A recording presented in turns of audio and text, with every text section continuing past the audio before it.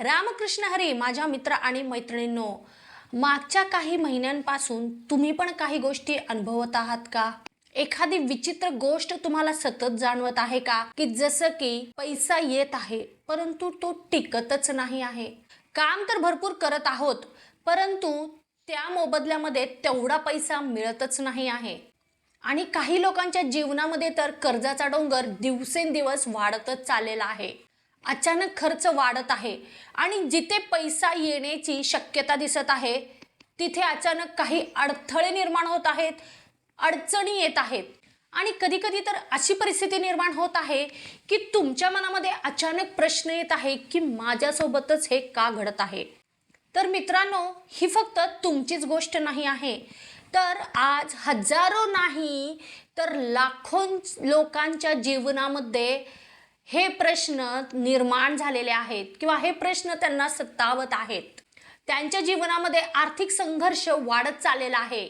आणि एक आश्चर्याची गोष्ट म्हणजे हे सगळं काही घडत आहे ना, तर यामागे अतिशय शक्तिशाली ग्रहांची योग फक्त आणि फक्त कारण आहेत किंवा मजबूत त्यांचे योग निर्माण झालेले आहेत आणि त्यामुळे या काही गोष्टी तुमच्या जीवनामध्ये घडत आहेत.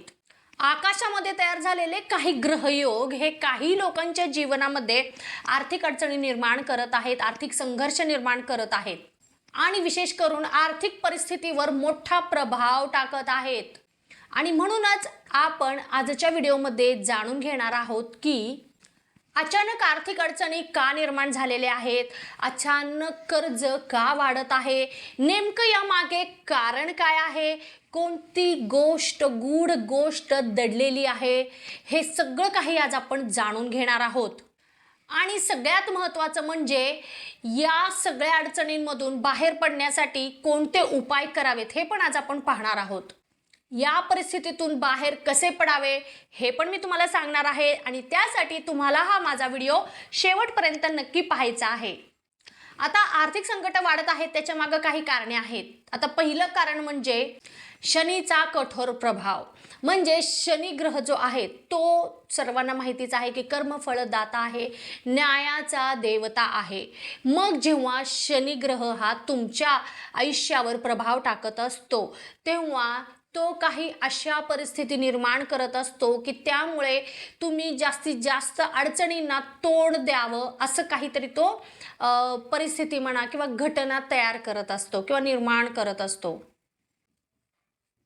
आपल्याला आपल्या जीवनामध्ये भरपूर कठीण परिस्थितींचा सामना पण करावा लागतो या काळामध्ये. सोबतच सध्या शनी महाराजांचा प्रभाव काही राशींवर दिसत आहे, जसं की 7.5च्या रूपामध्ये असू दे किंवा शनीच्या ढय्येच्या स्वरूपामध्ये असू दे, जे 2.5 वर्षासाठी असते आणि त्यामुळे आर्थिक अडचणींना काही राशींना तोंड द्यावं लागत आहे.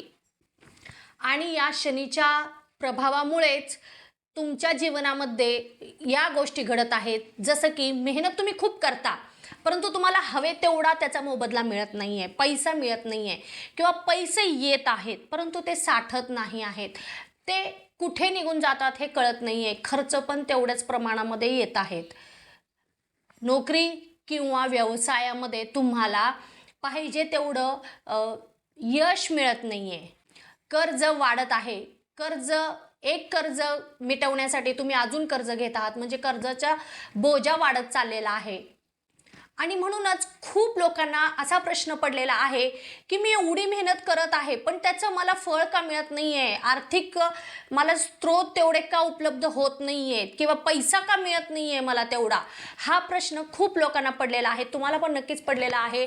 आणि जर तुम्हाला असा प्रश्न पडत असेल तर नक्कीच तुम्ही तुमची रास तपासा, त्याच्यामध्ये शनी नेमकं कोणत्या स्थानावर आहे ते पहा, तुम्हाला शनीची 7.5 चालू आहे की शनीची ढय्या चालू आहे हे पहा, मग तुम्हाला तुमच्या प्रश्नाचे उत्तर मिळेल. आता दुसरं कारण म्हणजे राहूचा गोंधळ. म्हणजेच राहू ग्रह निर्माण करणारं, म्हणजे राहू हा जो ग्रह आहे तो तुमच्या जीवनावर नेमका कशा प्रकारे प्रभाव टाकतो हे पण कारण खूप महत्त्वाचं आहे आर्थिकदृष्ट्या. राहू हा असा ग्रह आहे की तो तुमच्या जीवनामध्ये भ्रम आणि अचानक बदल घडविणारा अशा काही गोष्टी निर्माण करतो किंवा अनप्रेडिक्टेबल गोष्टी तो तुमच्या जीवनामध्ये क्रिएट करतो की त्यामुळे तुम्हाला लक्षात येत नाही किंवा तुम्ही गोंधळून जातात. जेव्हा राहूचा प्रभाव वाढतो तेव्हा तुमच्या हातून काही चुकीचे निर्णय तुम्ही घेता, गुंतवणुकीमध्ये नुकसान होण्याची शक्यता राहते आणि तुम्ही आर्थिकदृष्ट्या चुकीचे निर्णय घेता आणि आर्थिकदृष्ट्या फसवणूक पण तुमची जास्त प्रमाणामध्ये होते जेव्हा राहूचा प्रभाव वाढतो तेव्हा, लक्षात घ्या. आणि पैसा येतो परंतु हातामध्ये तो टिकत नाही. आणि म्हणून आत्ता सध्या काही लोकांच्या आयुष्यामध्ये अशी परिस्थिती निर्माण झाली आहे की त्यांना असं वाटतं की पैसा येतोय खूप, परंतु तो टिकत का नाही आहे माझ्याकडे.